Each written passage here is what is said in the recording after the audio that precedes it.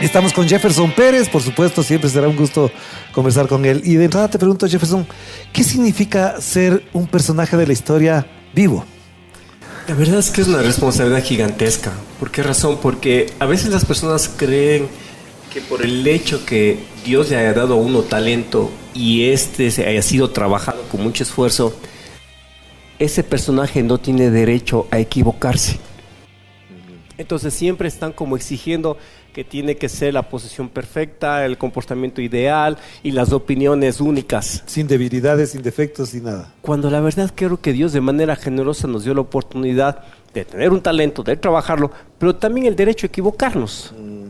Pero la inteligencia para corregir cuando nos equivocamos. Entonces, yo sí creo que es interesante, es lindo. Por ejemplo, ahora mismo el señor que me trajo, el señor taxista, ¿no? Súper amable, súper gentil. Y cuando le dije, ¿cuánto le debo? Me dijo, no, solo firme un autógrafo para mi hijo. Oh. Y no es el tema de cuánto costó la carrera, claro. sino el detalle. El detalle, el otro día mismo, por ejemplo, me encontré con unos señores militares en el aeropuerto, ¿no? Entonces yo llegaba y digo, señores, buenas tardes, ¿cómo están? Y enseguida, señor Pérez, y todos se cuadraron y me saludaron. Es decir, ese cariño, ese afecto, esa estima, esa consideración. Entonces, sí creo que es una corresponsabilidad social.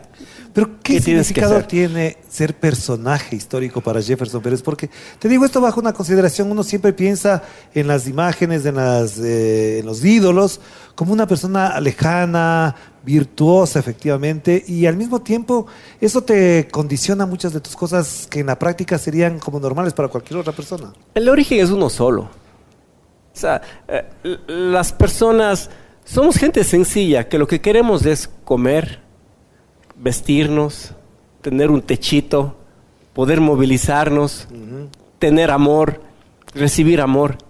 O sea, la gente tenemos cosas sencillas pero cuando se nos quiere quitar eso, el que no tenga la oportunidad de ir al parque con mis sobrinos a las 8 de la noche porque tenemos un miedo terrible, la gente nos molesta. El que no tenga oportunidades de tener un trabajo digno, en los cuales me paguen lo que realmente es de acuerdo a mi preparación, a mi esfuerzo, eso es lo que molesta. Entonces, volviendo a lo otro, el origen es uno solo. Y es la sencillez de las personas. Pero ¿cómo te sientes, Jefferson, que cuando pasas por el parque en Cuenca, pasas por la Carolina, ves tu estatua ahí? ¿Cómo es que se puede vivir y decir, ese que está ahí soy yo? Depende del cariño y las expresiones del momento de cada una de las personas. Nosotros no somos más que reflejos de las circunstancias sociales de un país. Entonces, si hay una persona que le caes mal, que por algunas circunstancias viene y empieza a ofenderte, eres un reflejo, entonces le caes mal también a esa persona. Pero si viene una persona que dice ayer que comía en Cuenca unas empanaditas y me dice, quiere más morochito, quiere de yapa el morocho, y yo Dios le pague. Entonces, ¿qué somos? El reflejo de esa sociedad que dice, oye, somos solidarios, somos buena gente, somos amables. Pero un día hace muchos años yo recuerdo que salí de una premiación en altas horas de la noche y apareció un individuo con un cuchillo, ¿no? Y yo estaba, claro, con terno, saliendo de una premiación, eran 10:30 de la noche, un lugar oscuro en Cuenca. Y nada, yo fui formado en las calles. Claro, fui forjado en las calles. Leías periódicos de niño, ¿verdad? Entonces, y además, hay algunas cosas que intento cuidar, ¿no? Bueno, en todo caso, me salió ese nardo. ¿Qué hiciste ahí? Ese nardo, ¿no? Y mis comportamientos eran el de nardo, el de protegerme, ¿no? Nardo, para los cuencanos es una cosa, para los demás... Nardo es el diminutivo de Leonardo, que es, a mí me conocieron como Nardo hasta los 15 años. Jefferson Pérez a partir de los 15 años, es ese Nardo. El niño de la calle, Y empecé a gritar, y por aquí, y por allá, y cogí piedras, y en eso el ladrón se asustó porque las luces de las casas empezaron a prenderse y se fue corriendo. Y sale un señor, ¿no? Y por la ventana, sí, oigan, ladrones, estos sinvergüenzas, por aquí, por allá, borrachos estos, claro, como vienes de una fiesta, claro, porque te crees de Jefferson Pérez, estás haciendo aquí bulla, no dejas dormir. Yo, no, señor, me quieren asaltar. Claro. Por eso digo. Tienes esa doble condición ahí. Sí. Y, por ejemplo, cuando tú piensas en esto de la historia, para mucha gente es evidentemente un ejemplo, un referente, pero normalmente esa distancia que uno pone entre lo que es internamente a lo que quiso ser, ¿Cómo te procesas o cómo procesas esa distancia de lo que eres frente a la gente y lo que quieres ser más adelante? Yo creo que una de las cosas importantes en la vida es tener claro de dónde uno viene, pero también claridad hacia dónde quiere ir y cómo puedes multiplicar la transformación en beneficio de los demás. Yeah. Nosotros hace unos 18 años, gracias a Dios, teníamos cierto alcance social y todo. Entonces venía gente y me decía, oigan, ayúdenme con este problema. Y decidimos crear una fundación. Así es, ajá. La fundación se enfoca exclusivamente a niños en alto riesgo, entonces le damos becas de estudio y todo aquello. 18 Claro. años la fundación. Luego llega el alcalde de Cuenca actual Ajá. y me dice, les vamos a quitar la fundación. ¿Por? Porque una decisión administrativa, o sea, locos, ¿Ya? borrachos. Y me quitaron el local, pero no me quitaron el espíritu. Ajá. Entonces, ¿por qué les cuento esta historia? Porque muchas veces lo que decimos a la gente es, pero ¿cómo logras convivir con todos esos espacios en la historia? Cuando el municipio de Cuenca llega y me dice, que yo me formé en el colegio Francisco Fabres Cordero. En el mismo que estudié yo, aquí en Quito. El Santo Así Hermano es, Miguel. Así es, ajá. Que para mí es uno de los personajes más importantes de la historia. Ujú. Y llega el municipio de Cuenca y me dice, por resolución del Consejo Cantonal, eres el personaje del siglo XX. Ya. La responsabilidad que eso recae. Eso. ¿Cómo se convive con aquello tratando de ser humano? ¿Cómo duermes con eso? Sí, siendo humano. Claro, claro. Duermo con sueños, pero también con estrés. Mm. Duermo con ilusiones, también con emociones, también con tristezas y también con el corazón roto muchas veces. Pero entonces, Jefferson, con todo esto que estamos conversando, para introducir en otro elemento que es clave en la conversación cuando hablamos de estos temas, es ¿cuánto aportó tu medalla de oro, tu personalidad, porque no es cualquier persona la que ganó la medalla, por lo que yo valoro de tu personalidad, al afirmar la ecuatorianidad?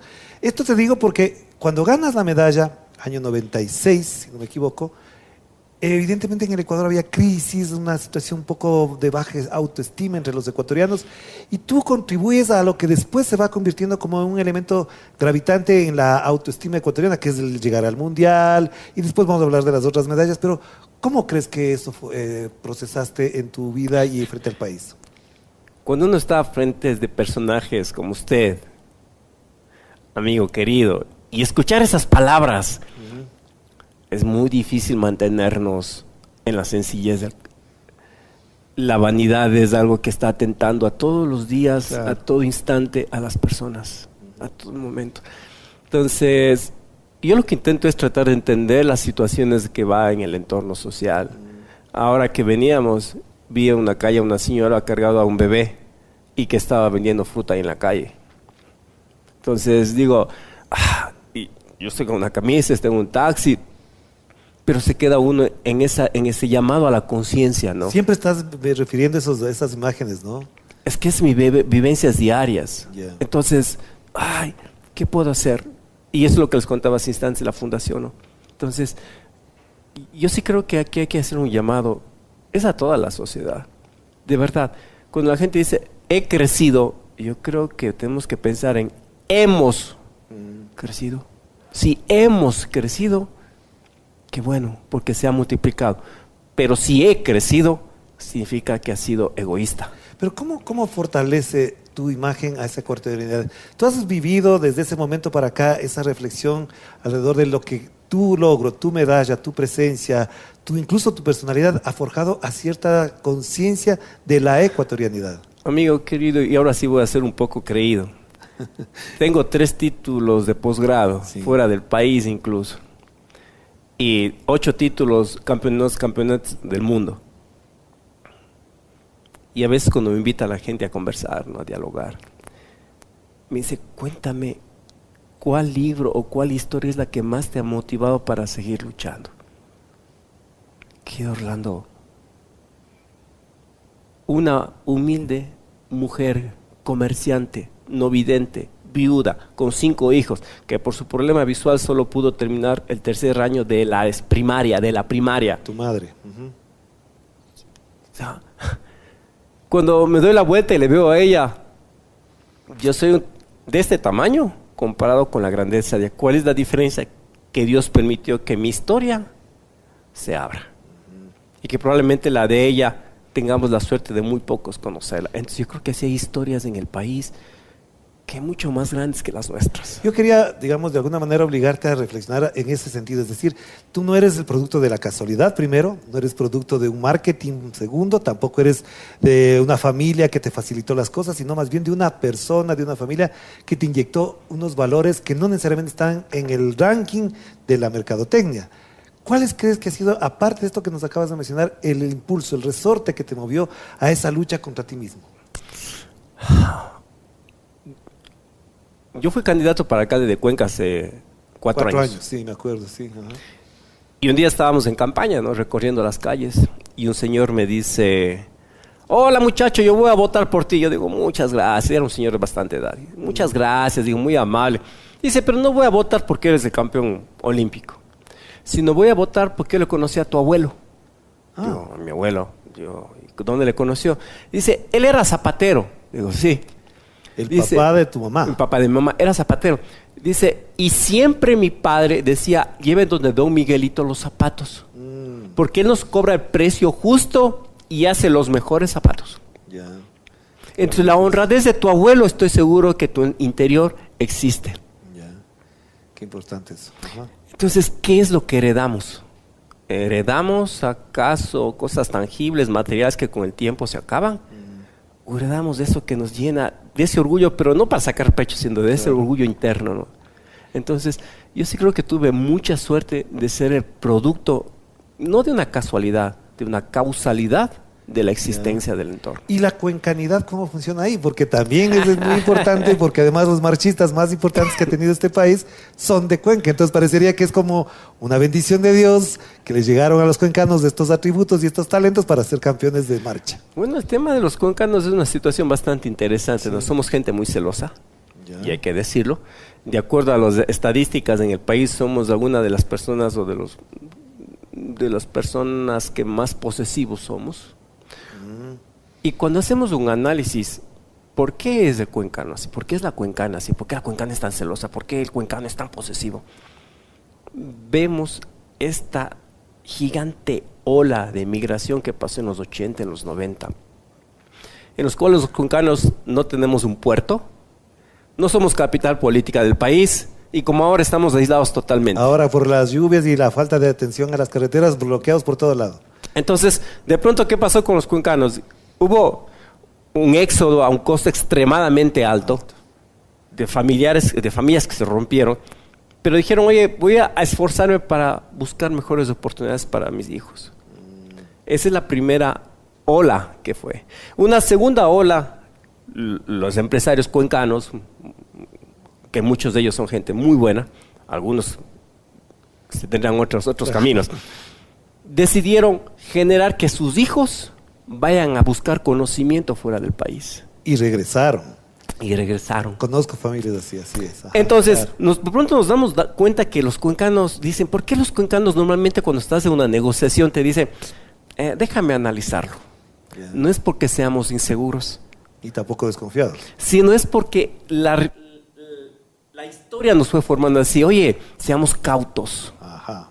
Analízalo 2 veces. Yeah. Entonces, y ahí es cuando viene que las chicas son muy celosas y los hombres somos como muy, muy cuidadosos, muy posesivos, porque nos ha costado, yo diría, quizás un poquito más que la gente, por ejemplo, que estás en el puerto, que tienes mayor comercio, la gente que políticamente estás en la capital, que tienes mayor movilidad. Yeah.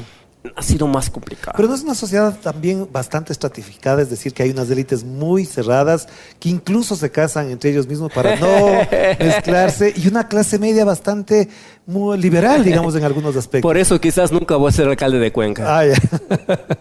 No, porque qué fuerte fue eso. Después vamos a hablar de la experiencia política, sí, pero ahorita, digamos, fuerte. Esa estratificación social también nos marca mucho un poco de desigualdad, o quizás una gran desigualdad en Cuenca. Querido Orlando, yo voy a comentarles brevemente una pequeña historia. Ajá. Y yo era campeón olímpico, había ganado algunos mundiales, y tengo una amiga que le quería muchísimo, aún la quiero muchísimo, ¿no? Y le vine trayendo un regalito de fuera del país. ¿Estabas enamorado de ella? No, súper amigos, el típico ya. panas, ya, súper ya. panas. Ajá. Y le voy a entregar. Y me dice, Jefferson, gracias, pero yo no quiero que vuelvas a mi casa. Y yo, ¿qué pasó? Claro. O sea, ¿qué hice? Dice, lo que pasa es que mi novio, el novio de ella era de cierto grupo económico bastante importante. Dice, y mi novio el fin de semana, que tú estabas compitiendo en el mundial y que acabas de ganar, él sale con el carro y choca, borracho. Llega a la casa y su papá, que es un empresario importante, toma la decisión, no te voy a dar más el carro. Yeah. Y si quieres ir a la universidad ahora tendrás que trabajar en la empresa. Y tienes que ganar, igual que todos los trabajadores. Yeah. Porque imagínate, mientras yo te doy a ti todo, hay un chico que acaba de ser campeón del mundo con circunstancias económicas muy limitadas, y yo te doy a ti todo y me andas destrozando las cosas. Oh. Me dice, Jefferson, no te puede ni ver. ¿Qué culpa tengo yo? Claro. Entonces, sí, yo algunas veces con la gente, cuando me dicen, no, estos de los haters, ¿no? Cholo, esto, pero aquí, sí, pues, soy un cholo, ¿qué quieren que haga? Pero no te has blanqueado, no has podido blanquearte como algunos. No, te digo esto, que hay algunas personas que después que llegan a cierto lugar de fama, de reconocimiento, se van blanqueando y van estableciendo conexiones más directas con las clases altas antes que con las bajas. No, y eso es importantísimo lo que acaban de comentar. ¿Qué pasa a la señora que trabaja limpiando las oficinas en un banco? ¿Podría decirle banquera? No.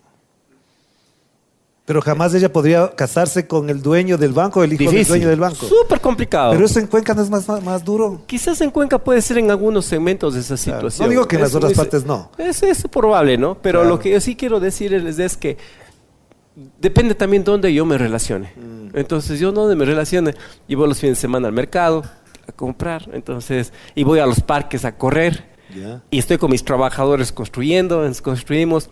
Entonces, depende de dónde vaya uno a asistir, ¿no? ¿Y dónde te sientes más cómodo para cerrar esta primera parte? ¿Te sientes más cómodo en Cuenca o en otros sitios donde te pueden no reconocer, es decir, donde no estás identificado? Porque hemos hablado con personas muy famosas que dicen, cuando me voy a otro país donde nadie me conoce, la paso bien. Es que depende.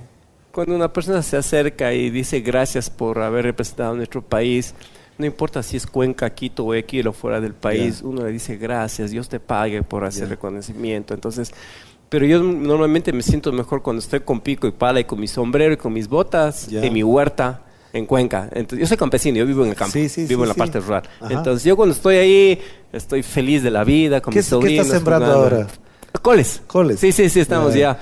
Estamos ya casi por cosechar. Pero sí, gracias a Dios es un sector en Cuenca, el sector rural, que es uno de los mejores sectores agrícolas del momento. Vamos a la pausa. Ya volvemos de seguida con Jefferson Pérez, campeón olímpico y por supuesto una de las personas destacadas, no precisamente solo por el deporte. Vamos a hablar de otras cosas.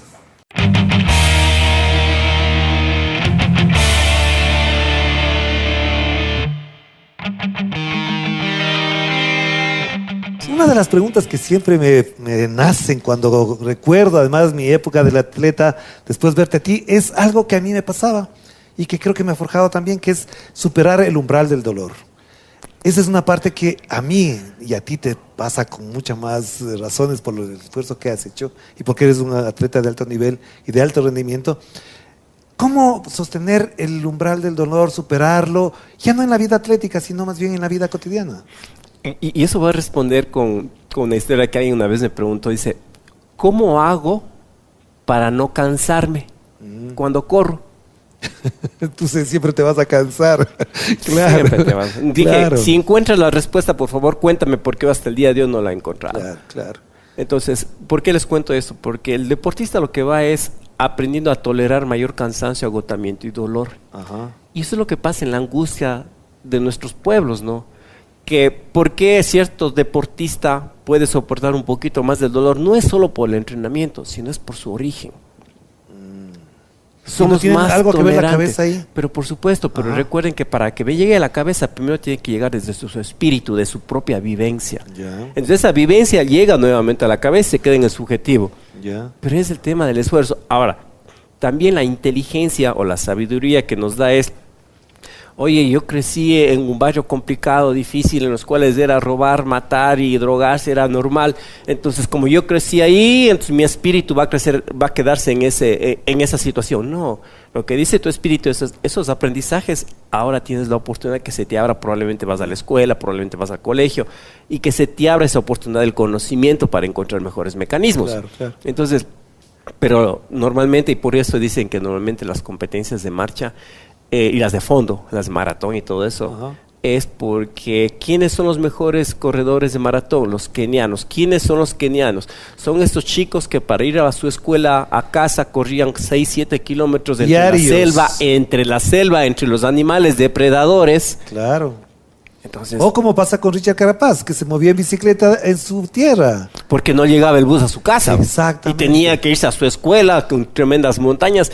Entonces, es el origen de todos. Ahora, eso no implica que tengan que condenarte, ¿no? Es decir, si hay una persona, y por ejemplo, voy a tocar el caso, de ahora que estamos hablando de deportistas, ¿no? Nicolás da Penti. Nicolás da Penti tiene un origen diferente, en los cuales su padre le llevaba, Mariuxi Febres Cordero, su papá le llevaba a la madrugada a 4 de la mañana a la Andrés piscina Gómez. olímpica, Andrés Gómez, que tenían situaciones diferentes. Claro. Pero es su espíritu, que tuvieron unos padres que le dijeron, oye, tienes que esforzarte, tienes que seguir, tienes que superarlo. Claro, claro. Entonces, a pesar de las condiciones favorables que tenía. Pero ese ¿cuál ha caso- sido el momento de tu vida que después de ser deportista has superado el dolor en base a este espíritu?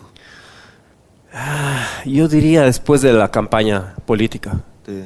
Bueno, y entonces entremos La al tema de la campaña política, porque te quería plantear eso, Sí. pero ¿por qué entrar en la política? ¿Creías que por ahí, por tu prestigio, podía ser más fácil ganar una elección? No, porque yo creía que soy el único ciudadano cuencano que está dispuesto a trabajar 24 horas, 365 días Ya. del año por mi ciudad. No, con todo el cariño, con todo el respeto, y si alguien cree que soy un creído, está bien, lo respeto.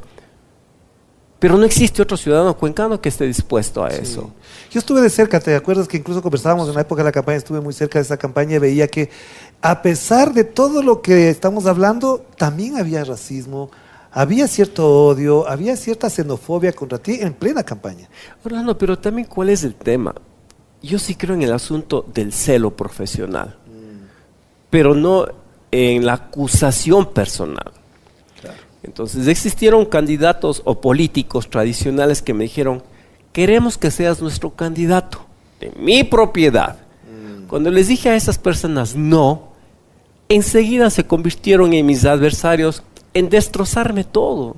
En sacarte un montón de cosas que ni siquiera eran ciertas. Y situaciones tan adversas como el caso de mi señora madre. Claro. Escuché a un político decir, dicen por ahí que Jefferson Pérez tiene un familiar con discapacidad, será de investigar bien pues esa situación. O sea, Ajá. horroroso, horroroso. ¿Y por qué tomé la decisión de meterme en política?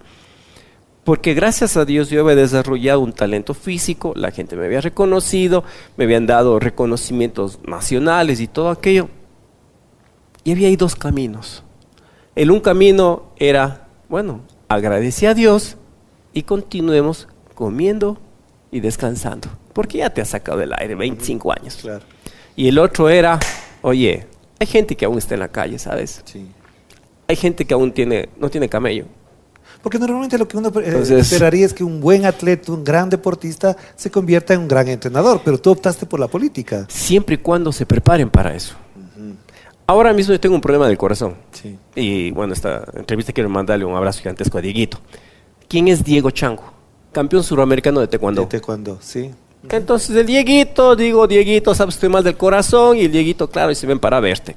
Ah, pero me olvidaba, Dieguito es médico, ¿no? Además, cardiólogo. Cardiólogo, especialista, tiene una maestría, no sé cuánto. Entonces el Diego ahora me dice, sí, sabes que hay estas pequeñas cositas y estamos yendo a arreglar. Entonces, ¿a qué es lo que voy? Qué bueno que sé que Diego entrenaba todos los días a la madrugada representando a su provincia, representando a su país, y que ahora es un médico que estoy seguro que si a las 3 de la mañana le digo, Diego, tengo un problema, está ahí porque su disciplina deportiva Le le permitía eso. Así es. En mi caso fue igual. Yo tomé la decisión de estudiar administración porque quería primeramente administrar mi vida. Necesitaba administrar. Luego estudié ciencias políticas. Así es, ajá. Y cuando estuve con esas herramientas dije, creo que es el momento de devolver a la ciudad. Ya. Entonces, por eso tomé esa decisión. Yo sí creo que las personas podemos hacer lo que queramos, pero siempre y cuando lo preparemos. Pero O sea, no vas a volver hay- a la política. Yo no estudié para ser candidato. Ajá. Yo estudié ciencias políticas para entender los problemas sociales, económicos, políticos de una nación. Por ejemplo, hace un par de semanas me llamaron de una empresa. Me dijeron, oye, mira, estamos queriendo hacer la donación de estos productos a los niños que están trabajando en las calles. Entonces, lo que políticamente yo dije, ¿sabes qué? Necesitamos hacer un análisis porque probablemente ese impacto de poner tu marca en una camiseta y en una gorra a un niño que está trabajando en la calle, quizás no es buena idea. ¿Por qué no coges y construyes un albergue para estos niños? Y que seguramente va a tener una influencia mucho más importante. Y un rendimiento social mucho más efectivo, claro. Entonces dijeron, perfecto, gracias. Por ejemplo, yo no hago solo el tema de asesorar en el tema de políticos como tal, sino también a empresas que quieren invertir en el área social. Claro. Eso es nuestra función. Pero entonces, ¿cómo hacer política sin involucrarse en las candidaturas? Porque tranquilamente mañana podría ser asambleísta, presidente de la República, concejal o cualquier cosa. ¿Cómo hacer política sin meterse en la política tradicional? Quiero, Orlando, voy a citar ahora a una autoridad que no está aquí presente. ¿Sabes cuántas veces ha corrido la prefecta Paola Pavón una competencia atlética? Una. Yo sé cuál es. Que tú le llevas, sí, es verdad. Cuando hago un evento que es una carrera exclusivamente para mujeres. Claro. Y en los cuales está la ministra de gobierno, está la viceministra de deportes, está la prefecta, que son probablemente opuestos políticamente. Antípodas. Pero en ese instante son mujeres. Claro. Entonces, para eso. Y ella corrió los 5 kilómetros. Y terminó y cruzó la meta. Y tiene su medalla y todo. Sí, entonces, yo sí creo que el tema político no es solo el tema de ponerte en un cargo de elección popular o en delegación de un cargo, sino además, mucho más allá, saber a quiénes representamos, por qué representamos, para qué les representamos. ¿Y cómo te declaras entonces políticamente? ¿De izquierda, de derecha, progresista? ¿Cómo te ves en esa lógica? No quiero que entremos en los detalles, pero ¿cómo miras el mundo desde esa perspectiva? Yo soy negrito. ¿Ya? Somos iguales. O sea, sí, o sea, decir, mire, soy rubio, de ojos azules, no lo soy. Yeah. No lo soy, me percibo, no me puedo percibir tampoco jamás. Pero entonces... soy de lodo, soy de las entrañas. Ya, ¿y eso qué implica? Que el día de mañana, o que algún día, y eso es algunos problemas que se nos ha presentado, alguien dijo, sí, pero mira, tú apareces con el nombre de un banco. Richard Carapaz está ahora con el nombre de un banco. El Barcelona, el Aucas, la Liga tienen el nombre de un banco. Pero eso es igual que la señora que hace la limpieza en el banco. No significa que ni si es dueña del banco, ni representa los intereses del banco. Porque además, si hubiese una política estatal de apoyo a los deportistas, no necesitarían del auspicio. Entonces nosotros... No requerirían. Nosotros, ¿a quiénes representamos? Representamos a una nación. Claro. Y yo soy ese cholo de ahí, de las entrañas de un pueblo. Entonces, cuando a veces la gente me dice, sí, mira, pero es que ahora andas en ese carrazo. No me preguntan cómo conseguiste el carro, si robaste, mataste o mentiste. No, me dicen, andas en ese carro. Ay, mira, es que ahora andas con una camisa bien. Antes andabas con una camiseta hecho huecos. Olvídense de la ropa, olvídense de lo que ven. Es lo que uno es. Ese es ser humano. Claro. Entonces, pero entonces eso no me responde. ¿Eres progresista, de izquierda, progresista, conservador? Soy humanista liberal. Ya. Y el humanista liberal dice, no puedo ser feliz mientras aún siga viendo a alguien más que está en condiciones inferiores a las mías. No puedo ser feliz mientras veo que aún existe inequidad en nuestra sociedad. No puedo ser feliz.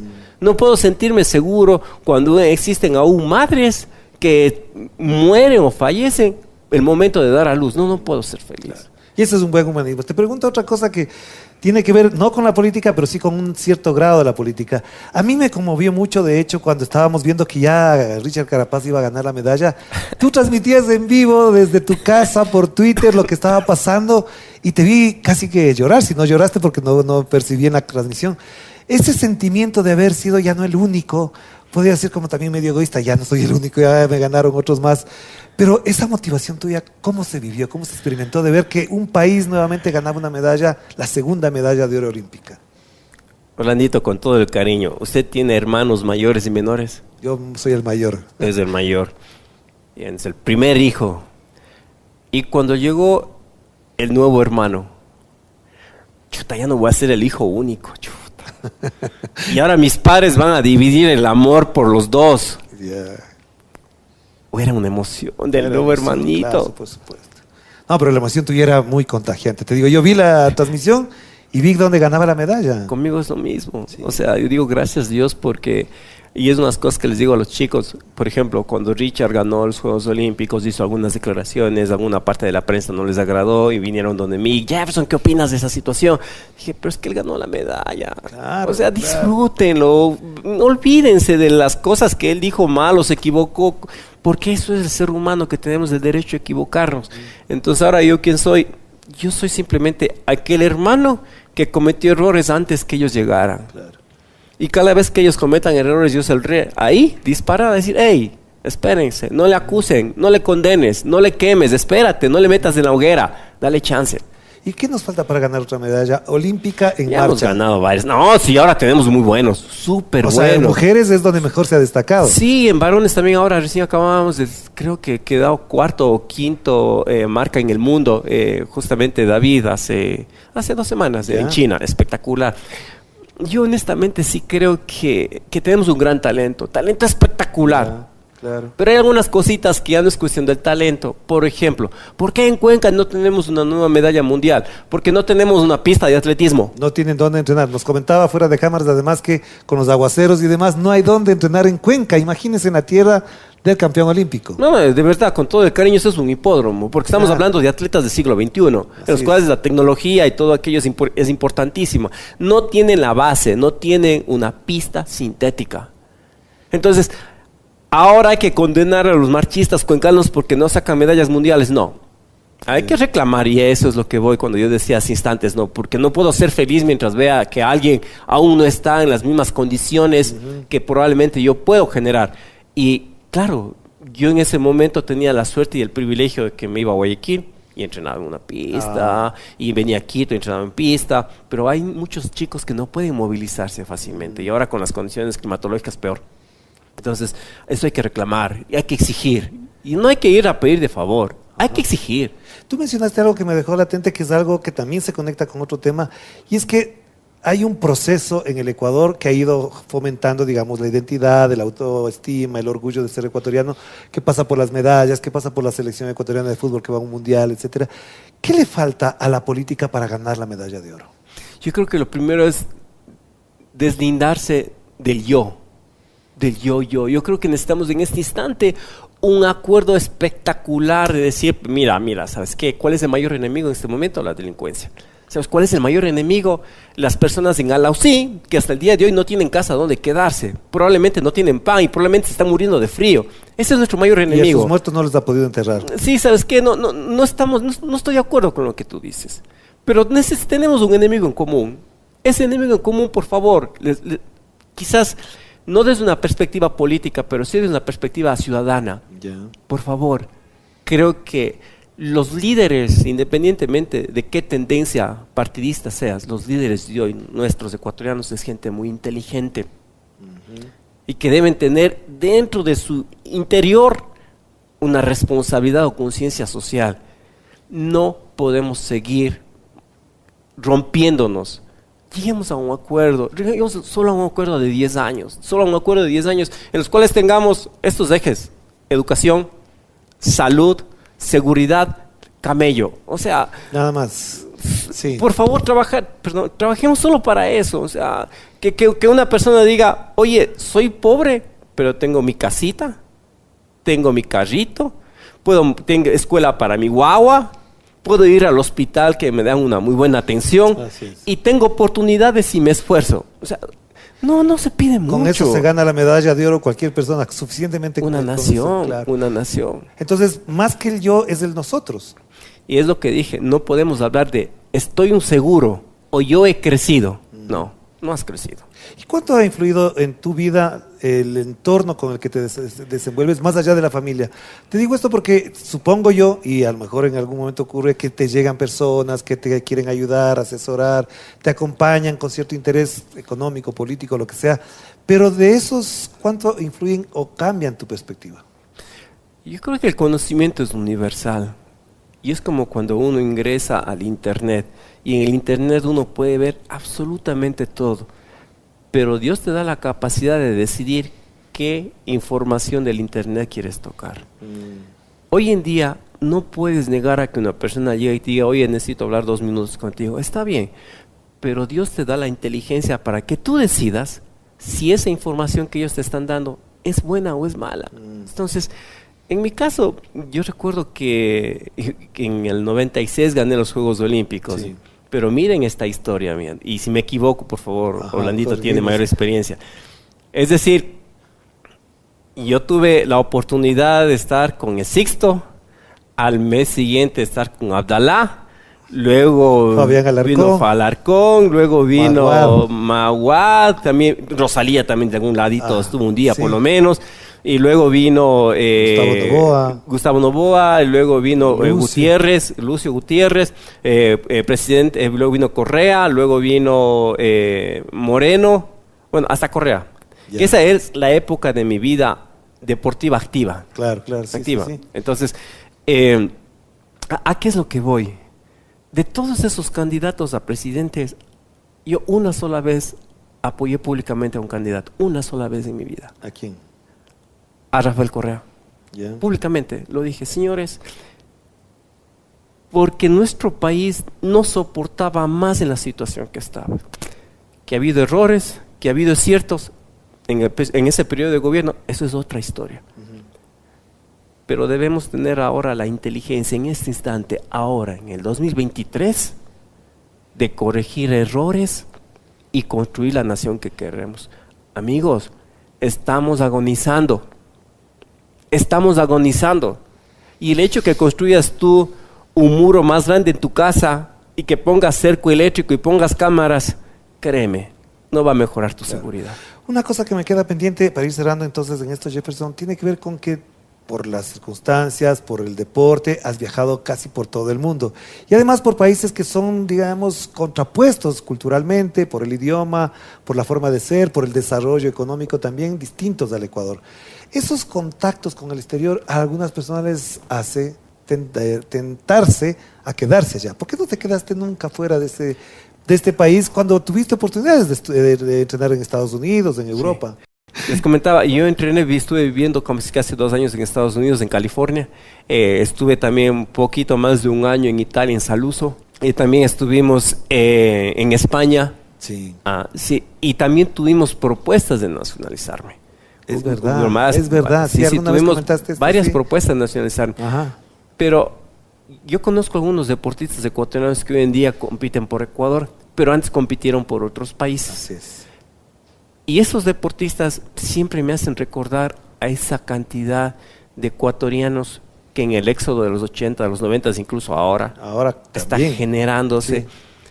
Y para mí sería absurdo e incluso estúpido, perdónenme la palabra tan fuerte, el día de mañana condenarles y decirles, no, es que tú te fuiste fuera del país y tú te nacionalizaste por otro país, cuando probablemente esas personas tuvieron un negocio ahora, que vinieron los vacunadores, esta persona cerró su negocio, probablemente le mataron a uno de sus hijos y tomó la decisión esta persona de irse fuera. Nadie conocemos las circunstancias de cada uno.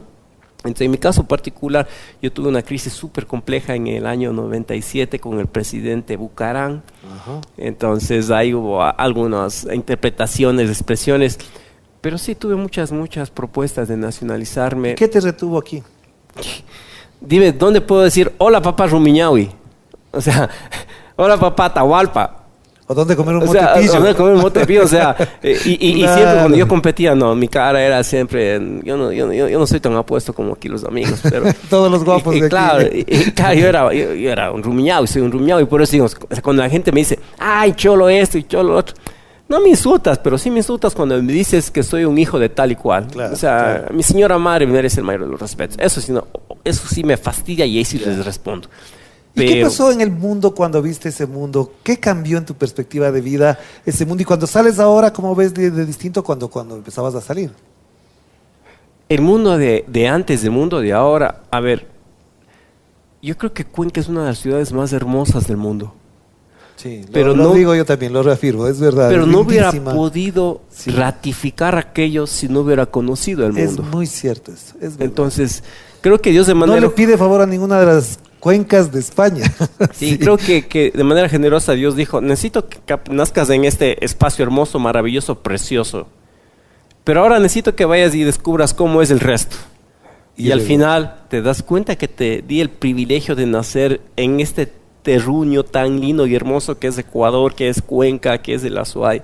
Entonces, sí, es verdad, es muy, muy lindo. Pero también en esos viajes te pudiste enamorar, pensar en quedarte por algún amor en esas otras latitudes. Sí, pero las cosas de la vida, ¿no? Dice que los cuencanos estamos predestinados a casarnos con una cuencana. Eso es muy cierto también. Sí, si viajas por el mundo y todo aquello. Y yo tuve una enamorada que, cosas de la vida, ella estudió medicina en el exterior y trabaja en un hospital allá fuera del país. Y con ella quizás fue un momento en los cuales nosotros habíamos decidido ya poder convivir. Pero como digo, yo creo que porque una de las cosas que pasa en el atletismo es que uno se encuentra con compañeras, amigas que están ahí muy cerca todo el tiempo y que viven incluso las mismas emociones y tensiones. Pero no necesariamente se convierte en una relación amorosa. Yo tengo amigos y amigas que hoy en día cuando voy, por ejemplo, fuimos un día con mi madre a México a visitar a la Virgen de Guadalupe. Y mis amigas y mis amigos llegaron al hotel. ¿Cómo vas a llegar a un hotel? Y me llevaron a sus casas y lindos, muy generosos. Y mi madre decía, oye, pero ellos eran tus adversarios deportivos. Sí, madre, pero son mis amigos y nos respetamos mutuamente. Claro. Entonces, hay algunas cosas que el deporte me enseñó mucho más allá del tema de generar relaciones amorosas, generar relaciones permanentes de amistad. Claro, a mí me pasaba, por ejemplo, con el Colegio Mejía. Yo fui atleta del Mejía, no es que era un gran atleta, lo disfrutaba, lo pasaba bien, y teníamos de adversarios a los del Spellman, a los del Militar, a los del Montúfar, y ahora cuando nos encontramos somos grandes amigos, pero en ese momento no nos podíamos ni ver. O a veces hay en los barrios, ¿no? En los barrios es que típico que la familia X se odia con la familia Y, y total, el hijo de la familia X termina enamorándose de la hija de la familia Y. Como los Capuletos de Romeo y Julieta, sí, exactamente. Para ir cerrando entonces, Jefferson, volvamos al principio. Ya hemos hablado de tu recorrido. ¿Cómo ves la historia de este país al plazo corto? Te he notado que tienes el dolor de lo que estamos viviendo, nos pasa a todos. ¿Qué crees que necesitamos para construir una historia de otra naturaleza? Ya ni siquiera por la política, ni por lo comercial, ni mercantil, sino desde lo humano, en las relaciones personales. ¿Qué nos está faltando? ¿Qué podemos hacer cada uno de nosotros? O sea, ¿qué podemos hacer? Yo tomé la decisión de hacer eventos deportivos en los cuales no importa si eres de autoridad, no importa si tienes un carro, no importa en qué barrio vivas, no importa, te juntas es el Guarni, todos, ¿no? Y van todas y compiten y les hacemos un homenaje. Yeah. Entonces creamos una fundación en las cuales dicen, oye, ¿sabes qué? Es que no, mira, mi papá bebe, me maltrata, perfecto, vamos a hablar con tu padre, tienes aquí una beca de estudios, pero además quiero que hagas deporte, además quiero que toques la guitarra, un órgano, lo que quieras. Entonces, ¿qué es lo que puedo hacer yo? O sea, de verdad, amigas y amigos, yo creo que uno de los mayores problemas es que siempre aspiramos que aparezca aquel que nos va a salvar de todos los líos. El Salvador. No. Pero eso es muy judeo-cristiano también, ¿no? Sí, pero El Salvador, recuerden que cuando apareció Jesús hace más de 2000 años, también dijo, oye, pero tienes que esforzarte un poquito, claro, pues. Claro, o sea, claro. Tienes que vamos a decir, a Dios rogando. Y con el mazo dando. Entonces tienes que ponerte de pie y caminar. Una pregunta final entonces. ¿Cómo se ve Jefferson Pérez de viejito? ¿Qué crees que debe ser ese personaje con la adultez, con la vejez, como la quieran llamar, se sienta frente a la historia? Yo, con la bendición de Dios, que ahorita ya empecé mi camino, estaré con mis vacas, con mis borregos, estaré con mis coles, con mis nabos, y tener la suerte de que como el otro día que estuve corriendo aquí en el Parque de la Carolina, un señor se acercó y me dijo, oye, ¿tú eres Jefferson Pérez? Digo, sí. Dice, ¿tú eres el que está en el monumento? Digo, más o menos. Y me dice, pero ponte una foto. Dije, ¿sabes qué? Si lees lo que está acá abajo, esta es la historia de un niño vendedor de periódicos que un día soñó con ser el mejor. Y decirles eso a todos. Amigos, de verdad, esforcémonos por seguir superándonos, pero la superación no tiene que ser individual. Si es entre todos y entre todas. Es para todos, claro, para todas, para todos. Gracias, Jefferson, de verdad. Qué bueno tenerte aquí. Gracias. Gracias por acompañarnos en esta conversación así, tranquila, de otro relato con Jefferson Pérez.